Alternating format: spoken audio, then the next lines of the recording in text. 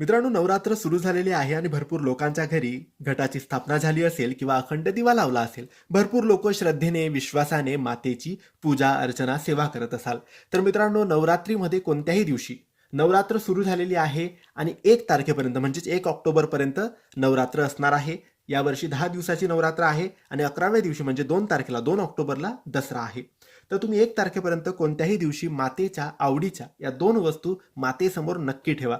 घटाची स्थापना झाली असेल तर घटाच्या समोर ठेवा, अखंड दिवा लावला असेल तर अखंड दिव्याच्या समोर ठेवा. यापैकी तुमच्या घरात काहीच झालं नसेल तर तुमच्या घराच्या कुलदेवी समोर, माता लक्ष्मी समोर, जीही देवी असेल, ज्याही देवीवर तुमची श्रद्धा असेल त्या देवीच्या समोर तुम्ही या वस्तू ठेवू शकता. या वस्तू मातेच्या आवडीच्या वस्तू आहे. आता या वस्तू कोणत्या? तर मित्रांनो, एक मोरपंख, मोरपीस तुम्हाला आणायचा आहे आणि मातेच्या समोर ठेवायचा आहे. आणि दुसरी वस्तू आहे ती म्हणजे पिवळ्या रंगाच्या कवडी. तुम्हाला मिळाल्या तर पिवळ्या रंगाच्या कवडी, किंवा मग नाही मिळाल्या तर मग सफेद रंगाच्या